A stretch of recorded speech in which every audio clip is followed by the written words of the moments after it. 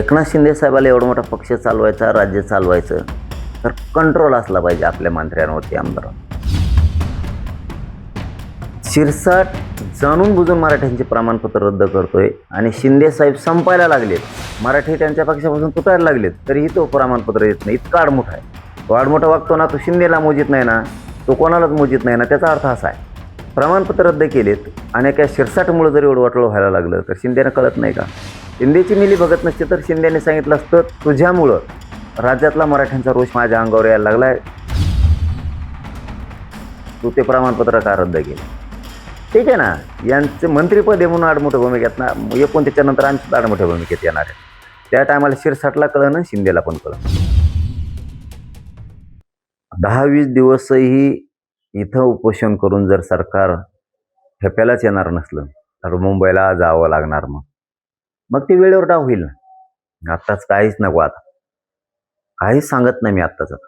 पण 29 ऑगस्टचं आमरण उपोषण हे अंतरवालीतच होणार, हे फायनल. नंतरचा डाव जसं सरकार डाव टाकेन तसं आपण टाकणार. फक्त निवेदन एक देऊन ठेवा म्हणून फक्त देऊन ठेवलेलं आहे. ही परवानगी दिली, बघू. ती बी दिली तर बघू पुन्हा काय करायचं. आणखी वेळ आहे. दादा, तू वेळोवेळी सांगत होते की एकनाथ शिंदे साहेबांचं बऱ्याचदा तुम्ही भाषणामध्ये चांगलं कामगिरी केली म्हणून तुम्ही उल्लेख करायचे आणि त्यांचे मंत्री उदय सामंत पण तुमच्यासोबत वेळोवेळी संपर्क साधायचे. मग अशात उदय सामंतांनी तुमच्यासोबत ते संपर्क साधला तर एकनाथ शिंदे साहेबांकडून केले काय असतं बघा, एकनाथ शिंदे साहेबाला एवढा मोठा पक्ष चालवायचा, राज्य चालवायचं, तर कंट्रोल असला पाहिजे आपल्या मंत्र्यांवरती, आमदारांवर. शिरसाट जाणून बुजून मराठ्यांचे प्रमाणपत्र रद्द करतोय आणि शिंदे साहेब संपायला लागलेत, मराठी त्यांच्या पक्षापासून तुटायला लागलेत, तरीही तो प्रमाणपत्र येत नाही. इतका आडमुठा आहे. त्याचं आडमुठं धोरण शिंदे साहेबाच्या नरड्याला लागणार आहे आणि ती आम्ही लावणार आहे. तो आडमोठा वागतो ना, तो शिंदेला मोजित नाही ना, तो कोणालाच मोजित नाही ना. त्याचा अर्थ असा आहे, कारण प्रमाणपत्र रद्द केलेत आणि त्या शिरसाटमुळे जर एवढं वाटोळं व्हायला लागलं तर शिंदेनं कळत नाही का? याचा अर्थ तुमच्या दोघांची मिली बघत आहे, शिंदेची शिरसाटची. तुम्ही जाणून बघून दोघं जण रद्द करताय. शिंदेची मिली बघत नसते तर शिंदेने सांगितलं असतं, तुझ्यामुळं राज्यातला मराठ्यांचा रोष माझ्या अंगावर यायला लागलाय, तू ते प्रमाणपत्र का रद्द केले? ठीक आहे ना, यांचे मंत्रीपद आहे म्हणून आडमोठ्या भूमिकेत ना, 29 नंतर आम्ही सुद्धा आडमोठ्या भूमिकेत येणार आहेत. त्या टायमाला शिरसाटला कळलं ना, शिंदेला पण कळलं. तुम्ही शिरसाटांबद्दल एक वक्तव्य केलं होतं की शिरसाट हे त्यांच्या बंगल्यात किंवा कोणत्यातरी पुढाऱ्याच्या कॉलेजमध्ये ह्या बैठक होत्या, तुमच्या विरुद्ध षडयंत्र शिजते. आणि मग त्यानेच नाही शिजेलं, कोणी शिजलंय? एकनाथ शिंदेच्या सांगण्यावर त्यानेच शिजलं. उपोषण फपोषण आंदोलन बाहेर टाका त्यानेच बसल्यात. तेव्हाच जातो तिथं. आता फोटो व्हायरल झाले 2-4 दिवसापूर्वी. शिंदेला कळत, शिंदेला वाटतं आम्ही येडे आहेत. तुम्हाला लय पश्चाताप येईल आम्हाला शिंदे साहेब. आम्हाला तर अपेक्षा बी नव्हती शिंदे साहेब तुमच्याकडूनही, की तुम्ही आमच्या मराठ्यांशी असं वागताल म्हणून. अपेक्षा पण नव्हती, पण तुम्ही वागलात त्याला आता नाविलाज. ठीक आहे, तुम्हाला जसं वागायचं तुम्ही तसे वागलात, आम्हाला जसं वागायचं तसं आम्ही वागू. तुम्हाला शिरसट महत्वाचं आहे ना. शिरसट तुमचं जर राख रांगोळी करायला निघालाय, त्याला आमचा नाविलाज. सांभाळा शिरसटला. तुमच्या दोघांची मिली बघत, याचा अर्थ असा आहे, शिंदे आणि शिरसाट. शिरसाटावर बी पक्ष नाराज असल्याचं सांगताय की भाजप पक्ष नाराज असल्याचं सांगताय, एकनाथ शिंदे नाराज असल्याचं सांगताय, त्याबद्दल काय सांगताय? मग अशा बातम्या आल्या. शिंदेच्या पुढं थोडं आहे ते. शिंदेना एवढा मोठा पक्ष चालवायचा, राज्य चालवायचं, एवढा मोठा मराठ्यांचा गट त्यांच्या पाठीशी आहे, आणि शिरसाट मराठ्यांच्या लेकरांच्या अन्नात विष घालतो, वाटोळं अन्याय करायला लागला मराठा समाजावरती, आणि शिंदे काहीच बोलत नाहीयेत त्याला. याचा अर्थ तवाच लक्षात येतो, मिली बघत आहे दोघांची. ते जाणून बुजून मराठ्यांच्या विरोधात डाव टाकतायत. शिंदेचाच ऐकून देव टाकतोय. नसता शिंदेचा मालक लागून गेला का देव? मालक झाला देव? काय माहिती.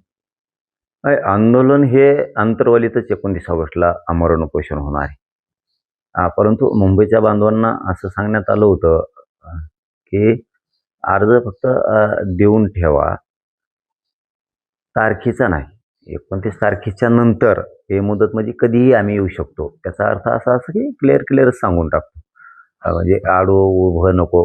कारण मी कधीच डाव टाकला तर कधीच खोटं सांगत नाही.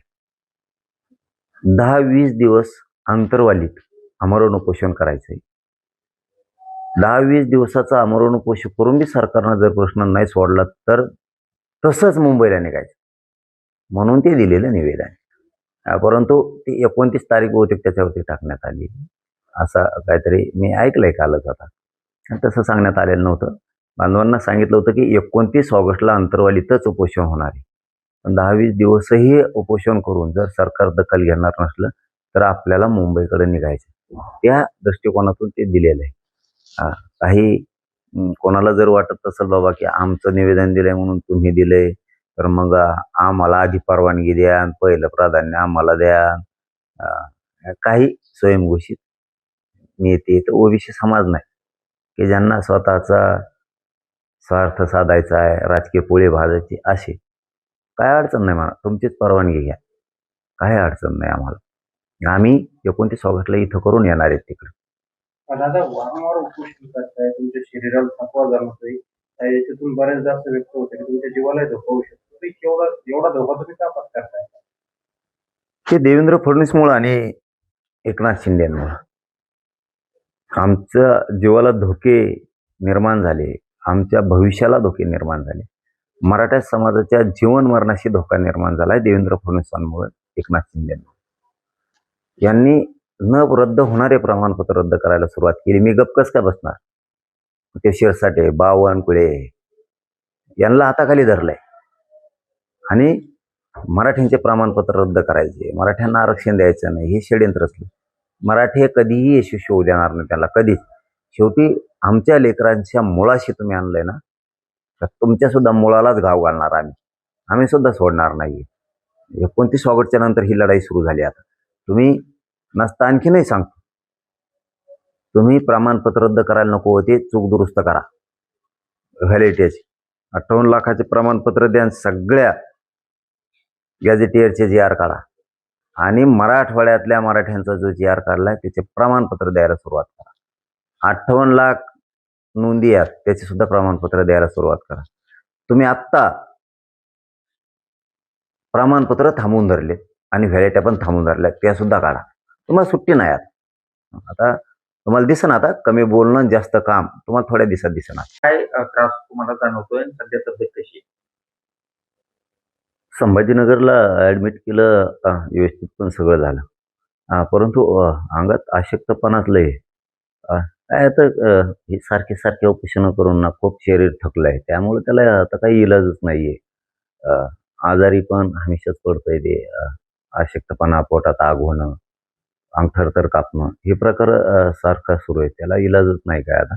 पण आता काल पण सलाईन घेतल्या, आज पण घेतल्यात आता. त्यामुळे आता तब्येत बरी आहे. परंतु नाविलाजानं आता विदर्भातला आणि मराठवाड्यातला दौरा रद्द करावा लागला. परंतु ठीक आहे, बांधवांचे फोन पण येत आहेत. पश्चिम महाराष्ट्रातल्या, आमच्या मराठवाड्यातल्या, विदर्भातल्या बांधवांचे फोन येत आहेत की ठीक आहे, तुमची तब्येत बरोबर नाही ना तर तुम्ही आराम करा, आम्ही करतो तयारी. असं आता मराठा समाजाचे फोन सुरू झाले की आम्ही तयारी करतो, आम्ही गावोगावी जातो, शहरात जातो, तालुक्यात जातो, जिल्हाभरात जातो. आम्ही मराठ्यांच्या घरोघरी जाऊन सांगतो की 29 ऑगस्टला अंतरवालीला आंदोलनाला या म्हणून, तुम्ही फक्त काळजी घ्या, असं सांगितलं आता बांधवांनी सुद्धा. आणि मला पण 29 ऑगस्टला उपोषण करायचे, त्यामुळं दौरा करणं सुद्धा बरोबर नाही आहे. माझा समाज सगळा जागृत झालेला आहे. तुफान ताकदीनं मराठा समाज पेटून उठलाय.